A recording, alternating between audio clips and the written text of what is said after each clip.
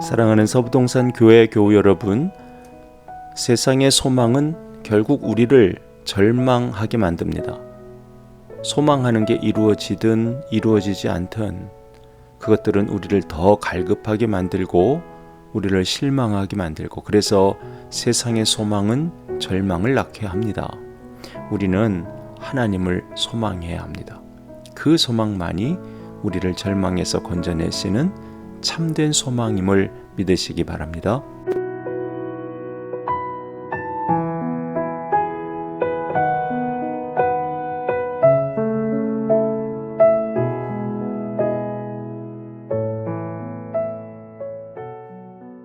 주님은 수가성 우물가에 머물고 있는 여인에게 계속해서 말씀을 하십니다. 그 여인은 주님이 하시는 말씀을 도무지 알아듣지를 못합니다. 하지만 그래도 주님은 포기하지 않고 신실하게 말씀하십니다. 네가 만일 하나님의 선물이 뭔지를 알고 있다면, 그리고 지금 너에게 물을 달라고 하고 있는 내가 누구인지를 안다면, 그러면 너는 나에게 하나님의 선물을 달라고 구했을 거고, 그러면 내가 너에게 그 선물을 줬을 거라 그러셨습니다. 그러면서 주님은 그 선물이라고 하는 게 생수라고 하셨습니다. 그랬더니 그 여인이 하는 말이, 당신은 지금 두레박도 없고 이 우물은 두레박 없이는 물을 뜰 수 없을 만큼 아주 깊은 우물인데 두레박도 없는 당신이 나에게 어떻게 생수를 줄 수 있겠느냐 그러는 겁니다. 그 여인은 주님이 하시는 말씀을 도무지 알아듣지를 못하고 있는 것입니다. 주님 하시는 말씀을 못 알아듣는 이유가 뭘까요? 이유는 딱 하나입니다. 영으로 거듭나지 못했기 때문입니다. 육으로만 태어났지 영으로 다시 태어나지를 못한 겁니다. 육의 눈만 떴지 영의 눈을 못 뜬 것입니다. 주님은 영에 관한 말씀을 하고 계시는데 육의 눈만 뜨고 있으니 주님 하시는 말씀을 알아들을 수가 없는 것입니다. 영의 눈을 뜨고 봐야 되는 세상은 육의 눈으로는 볼 수가 없습니다. 이건 완전히 딴 세상인 것입니다. 볼 수도 없고 들을 수도 없는 전혀 다른 세상인 것입니다. 그러니 알아듣지 못하는 게 너무 당연한 일인 것이죠.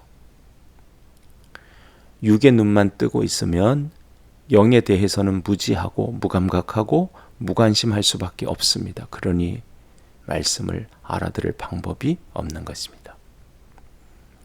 우리가 성령을 구해야 합니다. 성령은 우리 안에서 말씀을 조명하고 말씀을 깨닫게 하고 말씀을 생각나게 하시는 영이라고 했습니다. 성령은 우리가 구하기만 하면 주신다고 하셨습니다. 우리 마음 중심을 보시는 하나님께서 우리가 정말 간절한 마음으로 사모하는 마음으로 성령을 구하면 하늘 아버지이신 우리 하나님은 우리에게 성령을 보내주십니다.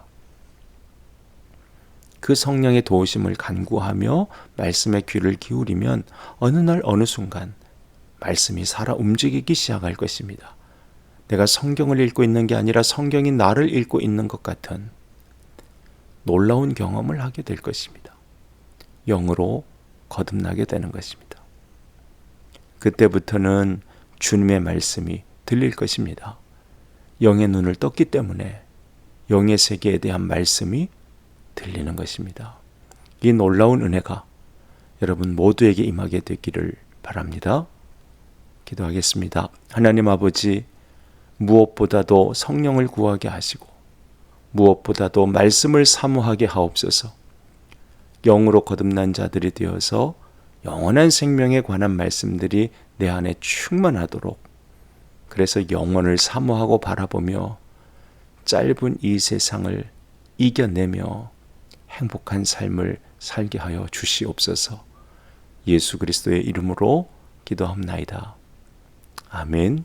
화려하지 않아도 정결하게 사는 삶, 가진 것이 적어도 감사하며 사는 삶, 내게 주신 작은 힘 나눠주며 사는 삶, 이것이 나의 삶의 행복이라오. 눈물 날 일 많지만 기도할 수 있는 것, 억울한 일 많으나 주를 위해 참는 것, 비록 짧은 작은 삶 주 뜻대로 사는 것, 이것이 나의 삶의 행복이라오. 이것이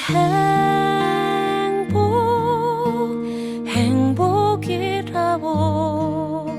세상은 알 수 없는 하나님 선물, 이것이 행복이라오.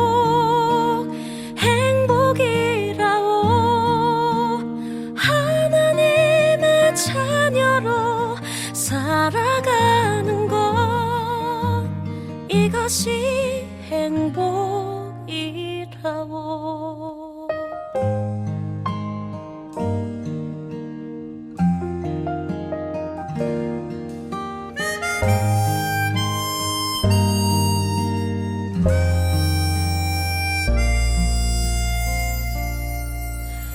눈물 날 일 많지만 기도할 수 있는 것, 억울한 일 많으나 주를 위해 참는 것, 비록 짧은 작은 삶 주 뜻대로 사는 것, 이것이 나의 삶의 행복이라오. 이것이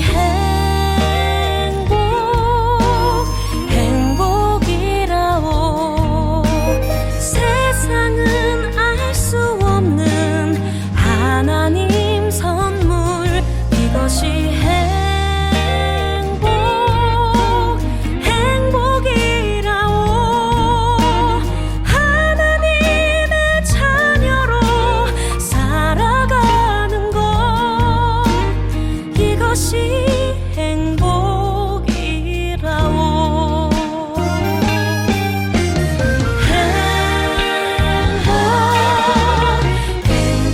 행복이라오. 세상은 알 수 없는 하나님 선물, 이것이 행복이라오.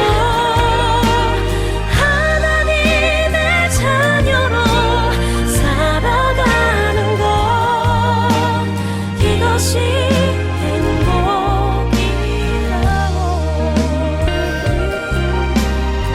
이것이 행복이라오.